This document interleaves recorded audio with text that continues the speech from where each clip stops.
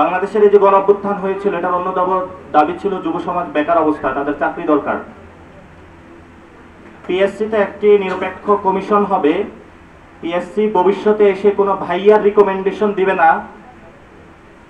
আমরা একটি নিরপেক্ষ পিএসসি চেয়েছিলাম, কিন্তু বিএনপি ওইখানে নোট অফ ডিসেন্ট দিয়ে রেখেছে, কারণ ভাইয়ার কলে সেখানে হলো তাকে নিয়োগ দিতে হবে। সেজন্য বাংলাদেশে আর কোনো ভাইয়াগিরি চলবে না। আপনি নিরপেক্ষ পিএসসি গঠন করতে হবে, এবং এটা ছাত্র সমাজের দাবি। আমি পুরো বাংলাদেশের ছাত্র সমাজের কাছে আহ্বান জানাবো যে সারাদিন আপনি পড়ার টেবিলে বসে থেকে নিজের সমস্ত মা বাবার টাকা ব্যয় করে, জমি বিক্রি করে, এত পরিশ্রম করে পড়াশোনা করে একটি সরকারি চাকরির জন্য যখন যান, সেখানে বিএনপি বলছে বিএনপি না করলে চাকরি পাবেন না, আপনার মেধার অবমূল্যায়ন করা হবে সেখানে।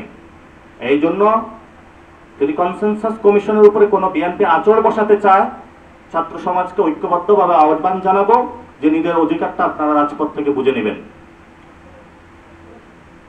বাংলাদেশের সচিবালয় থেকে সর্ব জায়গায় লুটপাটের মধ্য দিয়ে বাংলাদেশে একটি পার্টি গঠিত হয়েছিল। এই জন্য তারা অ্যান্টি কারাপশন কমিশনে নিরপেক্ষ যে নিয়োগ সেটা তারা চায় না, কারণ বাংলাদেশে তারা দুর্নীতিতে চ্যাম্পিয়ন হয়েছিল। দুর্নীতির ধারাবাহিকতা বাংলাদেশে তারা আজীবন চলমান রাখতে চায়।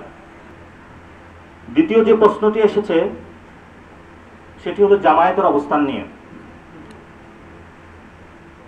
বাংলাদেশে জামাত একটা বাইক দেওয়ার চেষ্টা করতেছে যে তারা খুব সংস্কারের পক্ষে, কিন্তু বিএনপি খারাপ হলেও একদিকে ভালো যে তারা যে সংস্কারের বিপক্ষে এটা জনগণের সামনে সরাসরি বলে। আর জামায়াত হলো এমন যে মনে ওরা সংস্কারের বিপক্ষে, মুখে তারা বলে সংস্কারের পক্ষে।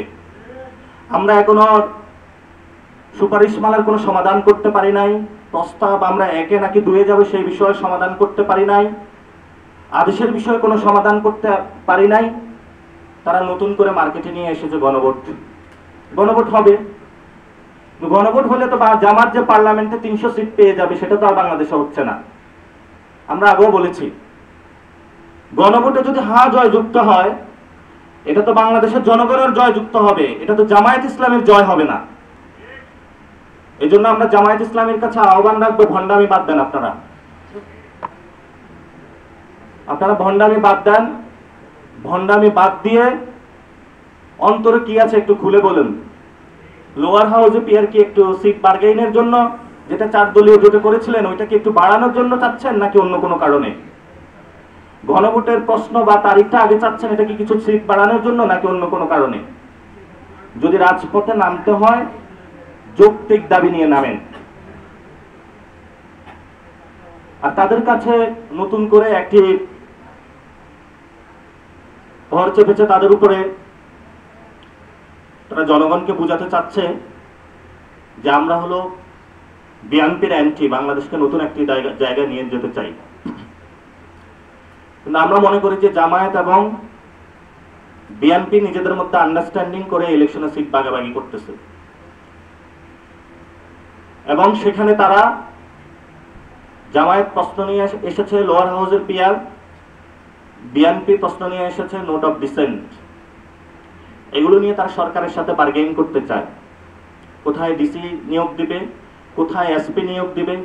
জাতি যখন সংকটে, এই দুই দল বাংলাদেশকে অন্য একটি সংকটের দিকে নিয়ে যাচ্ছে না। আমরা এনসিপির পক্ষ থেকে বলবো, আমরা জনগণের কাতারে দাঁড়াচ্ছি, পক্ষে দাঁড়াচ্ছি। আমাদের কাছে গডফাদার নাই, আমাদের কাছে রয়েছে কিছু শ্রমিক, কিছু আলেম ওলামা, কিছু নারী, বাংলাদেশি হিন্দু সমাজ, আমাদের সাথে রয়েছে প্রান্তিক লেভেলের ভালো কিছু মানুষ, যাদের দিয়ে আমরা নতুন বাংলাদেশ দাঁড় করাতে চাই। ওই জন্য জামায়াত ইসলামের প্রতি আমাদের আহ্বান থাকবে, সঠিক জায়গায় কথা বলুন, বেজায়গায় কথা বলিয়েন না। 71-ও আপনারা উল্টাপাল্টা কাজ করেছিলেন, 24-ও এসে এখন মাথায় ভূত চেপেছে উল্টাপাল্টা কাজ শুরু করেছেন। এজন্য জামায়াত ইসলামীকে আমরা বলবো, গণভোট নিয়ে জনমনে আতঙ্ক সৃষ্টি না করে সংস্কারের জন্য নোট অফ ডিসেন্টের প্রক্রিয়াগুলো কিভাবে আমরা একটি সমাধানে পৌঁছতে পারি,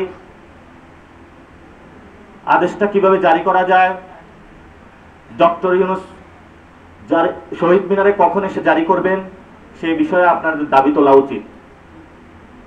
আমরা এনসিপির পক্ষ থেকে মনে করি জামায়াত যে দাবিগুলো তুলতেছে, লোয়ার হাউসের পিয়ার এবং গণভোটটা আগে দেওয়া, এগুলো হলো জামাতের বন্ডামি, এগুলো হলো কিছু সিটের বার্গেইনের জন্য। আমাদের নতুন করে একটি সম্ভাবনা তৈরি হচ্ছে এনসিপির পক্ষ থেকে, আমরা সেই সম্ভাবনার পক্ষে কাজ করে যাচ্ছি।